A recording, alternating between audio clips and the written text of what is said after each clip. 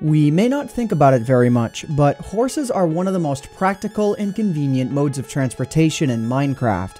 When you find a horse in the wild, obviously you want the best possible stats, but what are the best possible stats that a wild horse can have? And does breeding help that at all? What really is the best possible horse that you can have in Minecraft? And how much worse is it than the worst possible horse? Well, today we're going to check all of that out, so let's go ahead and let's launch right into it. So you want to get the absolute best horse in Minecraft. So what does it take to do it? And what does that even mean? Well, first things first, we need to know what stats a horse can have. First off, there's health, and then jump height, and then speed. 3 specific stats. No matter how a horse is created, these stats will be completely random. It'll have between 15 and 30 health, or between 7.5 and 15 total hearts. It'll also have a speed value of somewhere between 0.1125 and 0.3375, averaging in the middle at 0.225. For reference, a player's walking speed is 0.1, which means it's actually possible to have a horse that walks at its default speed barely any faster than the player itself, or just over 3 times faster than the player.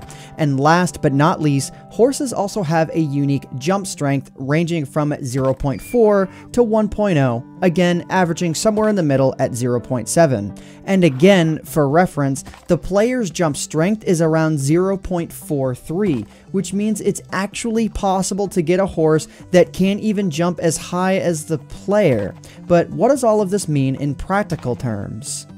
Well, as I noted before, all of these values are randomly assigned, no matter how the horse is generated, and they're also individually generated, which means a horse that has 14 or 15 hearts might be a great tank, but it also might be slow as dirt and unable to clear a 3-block jump, and who wants that? On the flip side, a horse that has 7 or 8 hearts might be a total speed demon that can clear a 4 or 5 block jump. So is there any way to manipulate these values on survival Minecraft? And the answer is yes, to an extent.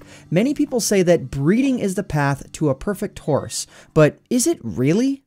Well, here's how you might think that horse breeding works in Minecraft. Breed 2 horses and you get a set of values that are the average of the 2 horses. That would make sense, right? But that's not actually how it works. Whenever you breed 2 horses, yes, their 2 averages are a part of the equation, but so are a third set of randomly generated values, which you can think of as a sort of genetic mutation. And then all 3 combined numbers are divided by 3, which gives you the average, which becomes the stats of the new horse. Which means it's possible to breed 2 horses together and get a new horse that's worse than both parents.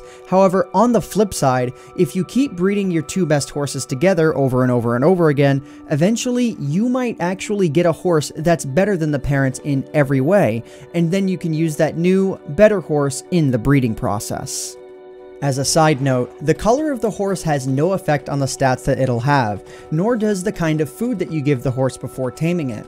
Also, I didn't include zombie or skeleton horses because as of right now, it's not possible to tame them in survival Minecraft, at least from what I could find.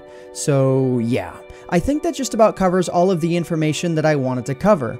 My advice is to just get a horse that's pretty good in all aspects, but maybe not perfect, unless you want to show off a horse that can clear a 5-block jump or something like that, because that's incredibly exceptional and a very rare feat. But either way though, that just about does it for me for now. If you guys enjoyed this video, please consider leaving a like on it, because it would really help out myself, the channel, and the video quite a lot. But anyways guys, I hope you all enjoyed. My name is AntVenom, and I bid you all farewell. Thanks so much for watching.